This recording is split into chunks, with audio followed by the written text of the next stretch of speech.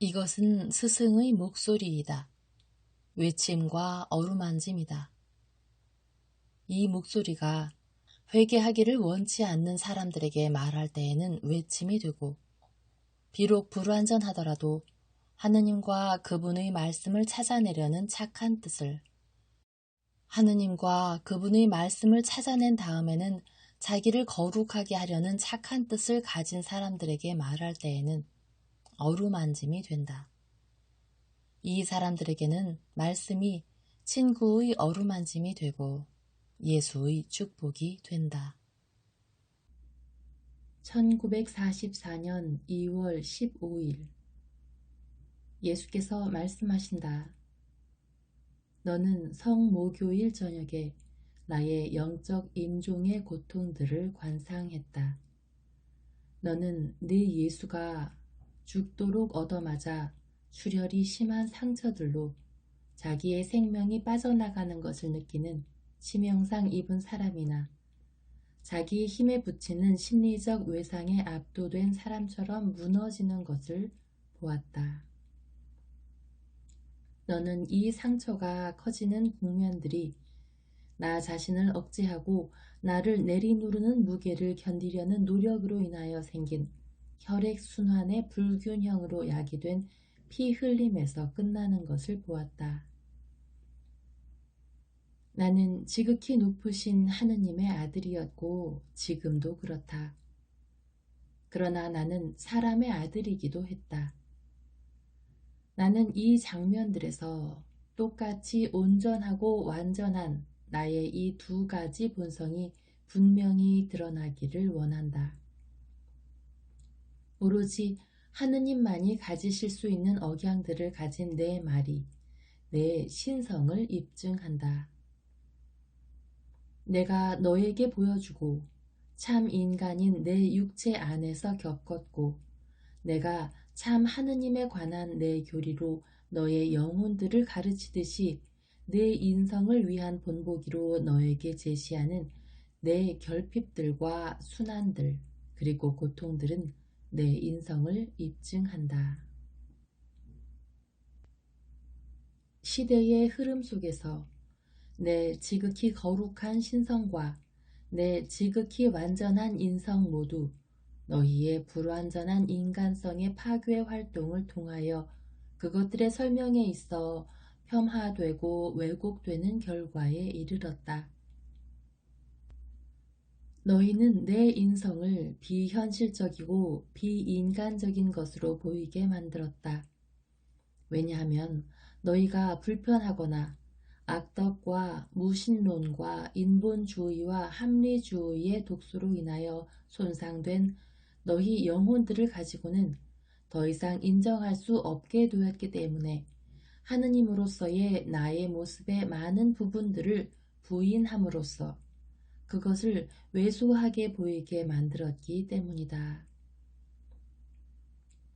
나는 보편적 불행들의 전조 증상인 이 비극적인 시간에 하나님과 사람인 내 두 가지 모습을 너희 마음에 다시 상기시키고 그래서 있는 그대로의 그것을 너희에게 알게 하고 너희가 너희 영혼들로부터 그것을 가려온 그토록 심한 목매함 후에 너희가 그것을 인식할 수 있게 하여 너희가 그것을 사랑하고 그것으로 돌아가 그것을 통하여 너희 자신들을 구원하게 하려고 오고 있다.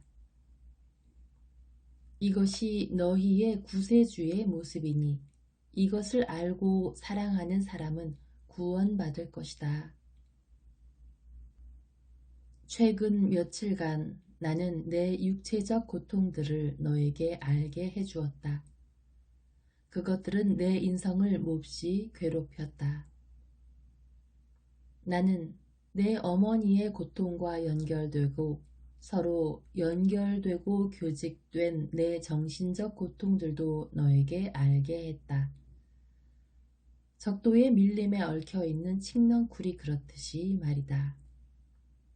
그것들은 한 줄기만을 잘라서는 분리시킬 수 없기 때문에 길을 내려면 손도끼로 단번에 쳐서 그것들 전부를 잘라내야 한다. 또는 그것들은 몸의 정맥과 같아서 오로지 하나의 액체가 그것을 채우고 있기 때문에 그들 중 하나에만 혈액이 없을 수는 없는 것과 같다. 달리 말하자면 만일 태아의 엄마가 죽는다면 그 엄마의 태 안에서 자라던 아기가 죽는 것을 막을 수 없는 것과 같다. 왜냐하면 그 태아를 온전한 사람이 되게 하려면 엄마의 생명과 온기, 자양분과 피가 어머니의 심장의 박동에 대응하는 리듬으로 세포막들을 통하여 태아에게 스며들어야 하기 때문이다. 그분, 오 그분, 순결하신 내 어머니께서는 모든 여인이 남자의 씨를 베고 있는 9달 동안만 나를 베고 계셨던 것이 아니라 일생 동안 나를 베고 계셨다. 우리의 마음은 영적인 섬유로 결합되어 있어 그것들은 언제나 함께 맥박쳤고 그분의 어떤 눈물도 내 마음에 그 소금기의 흔적을 남기지 않은 것이 없었고 나의 어떤 내적 신음도 그분 안에 반향을 일으켜 그분의 고통을 깨어나게 하지 않은 것이 없었다. 너희는 불치병으로 인하여 죽을 운명에 처해 있는 한 아들의 어머니와 준엄한 인간 정신에 의하여 사형이 선고된 사람의 어머니에 대하여 안타까움을 느낀다. 그러나 그분께서는 나를 잉태하셨던 순간부터 내가 단죄된 사람이라는 것을 생각하고 떠셨던 내 어머니. 그분께서 그분의 갓난아기의 섬세한 장밋빛 몸에 첫 입맞춤을 하실 때 그분의 아들이 미래에 받을 상처를 느끼셨던 이 어머니. 내가 어른이 되지 못하게 하고 그래서 희생의 순간에 이르는 것을 막을 수 있다면 10번, 100번, 1000번 당신의 목숨을 바치셨을 이 어머니. 주님의 영광을 위하여 인류에 대한 다정하심으로 주님의 뜻을 받아들여 그 무서운 시간을 알고 계셨고 간절히 바라야 하셨던 이 어머니를 생각해 보아라. 그렇다. 내 어머니의 것보다 더 오래 계속되고 그보다 더 큰 고통으로 끝난 임종의 고통도 없었다. 그리고 내 고통보다 더 크고 더 완전한 고통도 없었다. 나는 아버지와 하나였다. 그분께서는 영원으로부터 오로지 하느님만이 사랑하실 수 있는 만큼 나를 사랑하셨다. 그분께서는 내 안에서 기쁨을 얻으셨고 내 안에서 그분의 신성한 기쁨을 발견하셨다. 그리고 나도 그분을 오로지 하느님만이 사랑하실 수 있는 만큼 사랑했고 그분과의 결합에서 하느님으로서의 나의 기쁨을 발견했었다.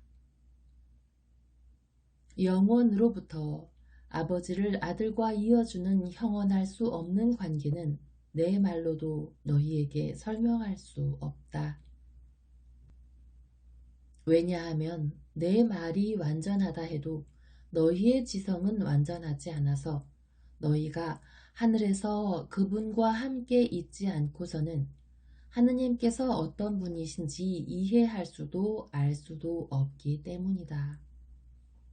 그런데 나는 자꾸 불어나 댐을 압박하는 물처럼 나에 대한 아버지의 준엄함이 시시각각으로 커지는 것을 느꼈다. 그분께서는 내가 누구인지 이해하기를 원치 않았던 짐승 같은 사람들에 대한 증언으로 내 공생활 기간 동안에 요르단강과 타보르산, 순환 전날의 예루살렘에서 3번 하늘을 여셨다. 그러나 그분께서는 사람들을 위하여 그것을 하셨지 나에게 위안을 주시려고 하신 것은 아니었다. 나는 이미 속죄자였다. 마리아야, 하느님께서는 당신의 종들 중 한 사람을 사람들에게 알려지게 하여 그를 통하여 사람들이 깨어나게 하시고 당신께 이끌릴 수 있게 하시는 일이 종종 있다. 그러나 그런 일은 그 종의 고통을 통해서도 일어난다. 그 종 자신이 하느님의 준엄함에 쓰디쓴 빵을 먹음으로써 그의 형제들의 위안과 구원을 위하여 개인적으로 값을 치르는 것이다. 그렇지 않느냐? 속죄하는 희생자들은 하느님의 준엄함을 안다. 준엄함 다음에는 영광이 온다. 그렇지만 그것은 정의가 진정된 다음이다.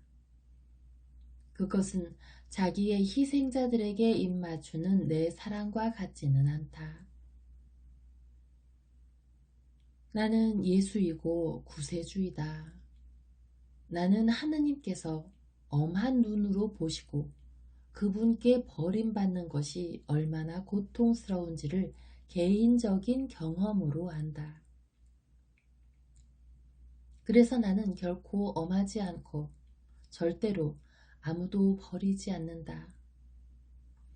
나도 똑같이 태우지만 사랑의 불로 태운다. 속죄의 시간이 다가올수록 나는 아버지께서 떠나가시는 것을 느꼈다. 내가 아버지에게서 멀어질수록 내 인성이 하느님의 신성에 의하여 지탱되는 힘도 약해진다고 느꼈다. 그것으로 인하여 나는 가능한 모든 방법으로 고통받았다. 하느님으로부터의 분리는 두려움, 삶에 대한 집착, 무기력, 피로, 그리고 권태를 가져온다. 분리가 강할수록 그 결과도 강하다. 완전히 분리가 이루어지면 실망으로 빠져들어간다. 그리고 그가 단절당에 마땅한 일을 하지 않았는데도 하느님의 명령에 의하여 그 단절을 경험할수록 그는 더 고통스럽다. 살아있는 육체가 한 지체의 단절을 느끼듯이 살아있는 영혼은 하느님과의 단절을 느끼기 때문이다. 그것은 겪어보지 않은 사람은 이해할 수 없는 고통스럽고 몸을 가눌 수도 없는 혼미이다. 나는 그것을 경험했다. 나는 모든 일에 있어 너희를 위하여 아버지께 간구할 수 있기 위하여 모든 것을 알아야 했다. 너희의 절망조차도 말이다. 나는 다음과 같은 말이 무슨 뜻인지를 경험했다. 나는 혼자다. 모든 이가 나를 배반하고 나를 버렸다. 아버지마저도 하느님마저도 더 이상 나를 도와주지 않으신다.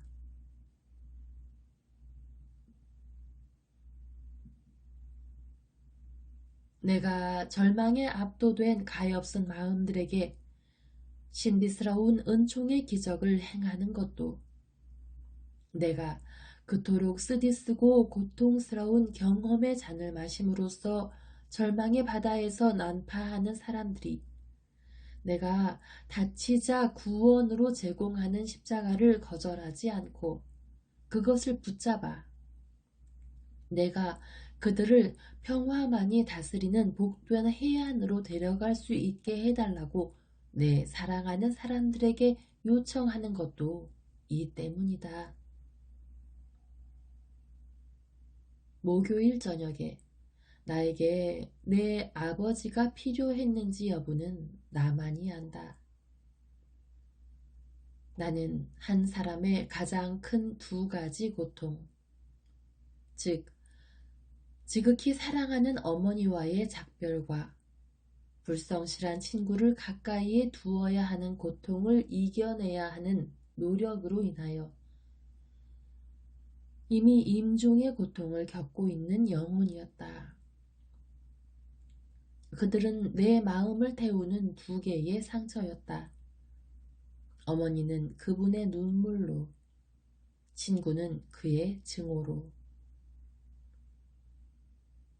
나는 내 빵을 내 카인과 함께 나누어야 했다. 나는 사도들에게 그가 누구인지 밝혀져서 그들이 폭력적으로 반응하여 죄짓는 일이 일어나지 않도록 그에게 다정하게 말해야만 했다. 어쨌든 나의 거룩한 죽음도 유다의 자살도 이미 생명의 큰 책에 기록되어 있었으니 만일 사도들이 죄를 지었다면 그것은 무익했을 것이다. 다른 어떤 죽음은 무익하고 하느님께 인정되지 못했을 것이다. 내 피가 아닌 다른 어떤 피도 흐르지 말아야 했고 흐르지도 않았다. 밧줄은 그 목숨을 질식시켜 사탄에게 발린 그의 더러운 피를 배반자의 육체의 더러운 자루 속에 가두었다. 그 피는 땅에 떨어져서 죄 없는 이의 지극히 깨끗한 피와 섞여서는 안 되는 것이었다. 그 두 상처들은 나로 하여금 내 자아 속에서 고통당하게 하는데 충분했을 것이다. 그러나 나는 속죄자, 희생, 어린 양이었다. 어린 양은 제물로 바쳐지기 전에 불로 달구어진 쇠로 낙인 찍히고 매를 맞고 털이 깎이고 백정에게 팔리는 일을 견뎌내야 한다. 어린 양은 끝에 가서야 비로소 자기의 목을 찌르고 피 흘리게 하고 죽이는 칼의 냉기를 느끼게 된다. 어린 양은 먼저 모든 것, 즉 자기가 자란 목장, 자기가 먹고 몸을 덮였던 어미의 젖가슴, 함께 살아온 친구들을 버려야 한다. 모든 것을.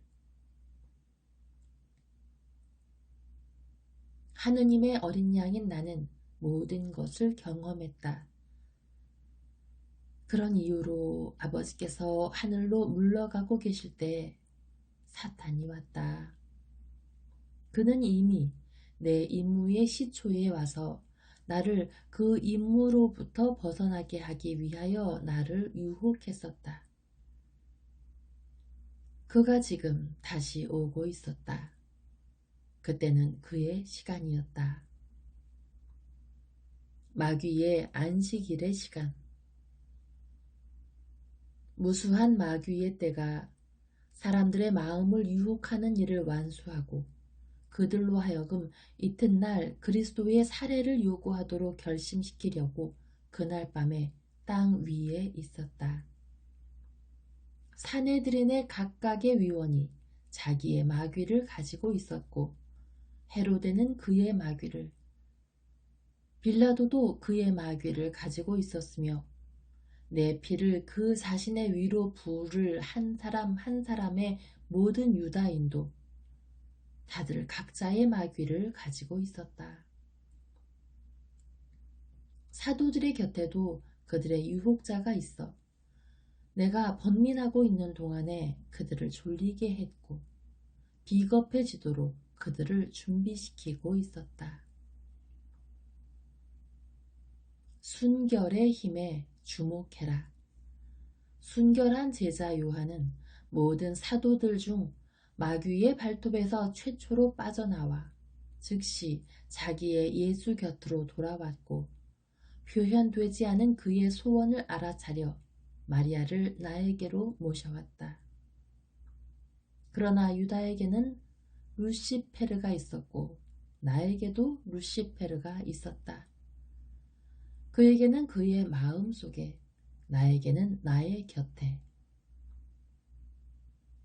우리는 비극의 두 주역이었고 사탄은 직접 우리 두 사람에게 관여하고 있었다. 그는 유다를 다시는 물러설 수 없을 지점까지 이끌어간 다음에 나에게로 향했다. 그는 완전한 계략으로 능가할 수 없을 만큼 실감나게 내 육체가 당할 고통들을 나에게 보여주었다. 광야에서도 그는 육체로부터 시작했다. 나는 기도함으로써 그를 이겼다. 영이 육체의 공포를 지배했다.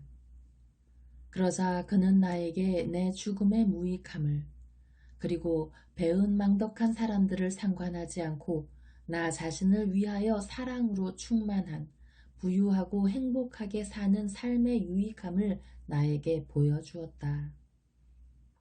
내 어머니께서 고통당하시지 않도록 그분을 위하여 살라고, 내가 오랜 사도직으로 많은 사람들을 하느님께로 돌이키게 할 수 있다고, 그들은 만일 내가 죽으면 나를 잊어버릴 것이라고, 내가 3년 동안만이 아니라 오랜 세월을 두고 그들의 선생이 되면 그들은 내 가르침에 어울리는 사람들이 되고야 말 것이라고, 자기의 천사들이 나를 도와 사람들을 유혹할 것이라고 말이다.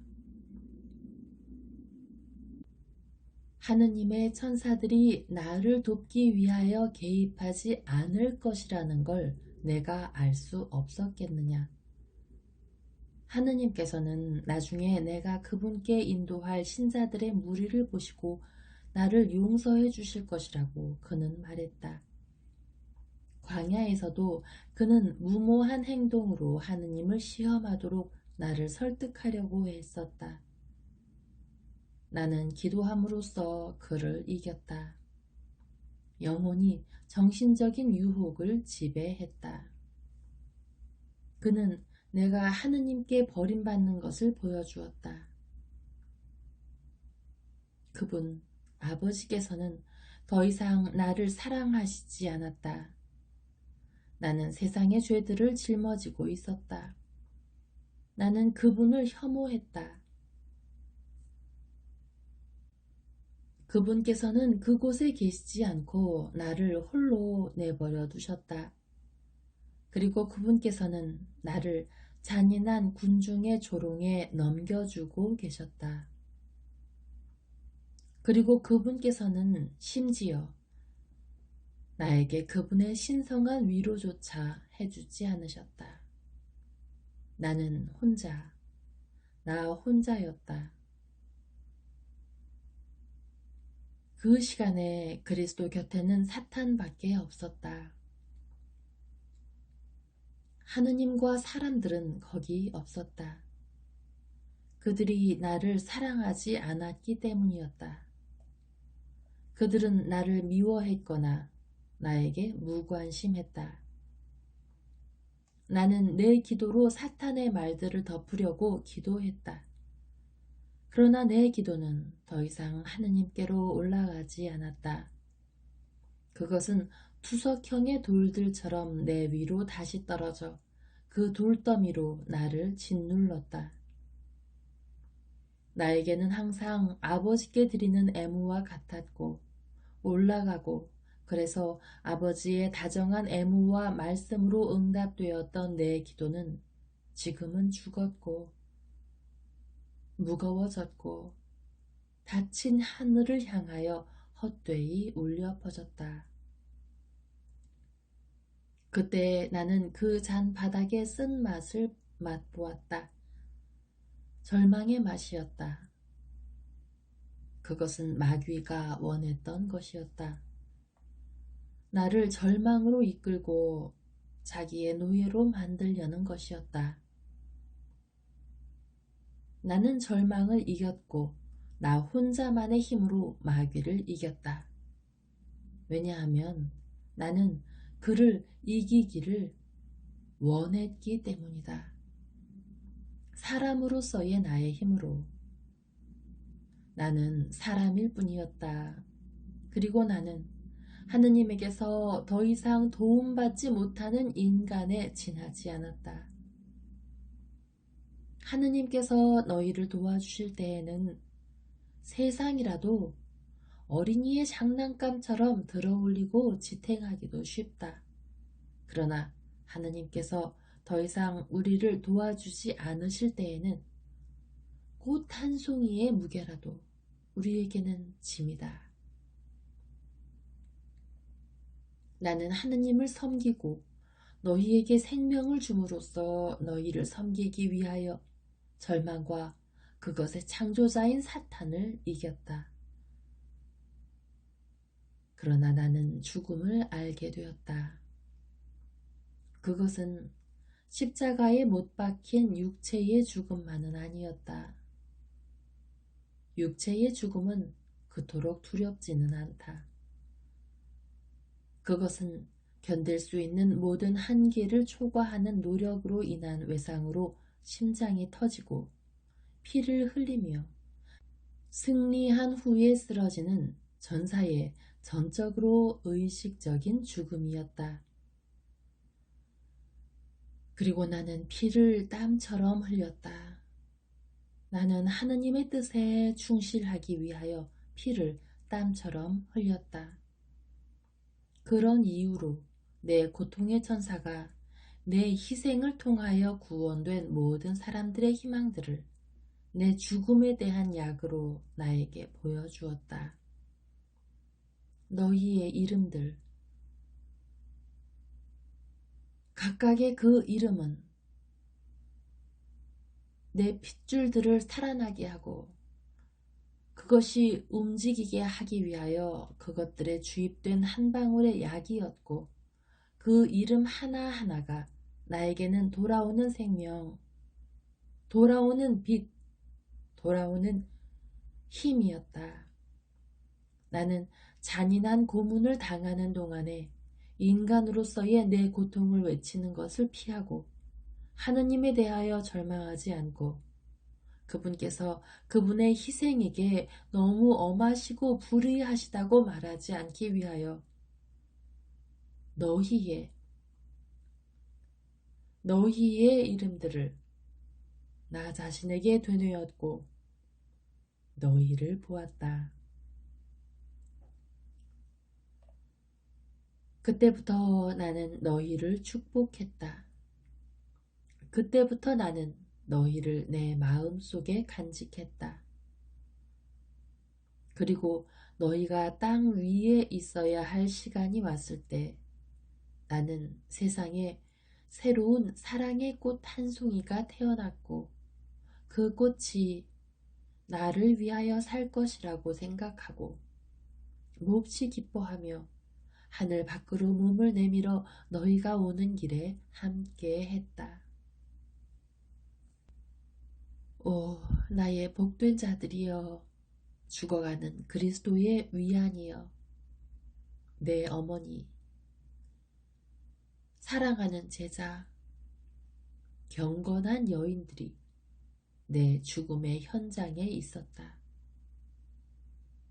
그런데 거기에 너희도 있었다. 죽어가는 내 두 눈은 내 어머니의 고통당하시는 얼굴과 함께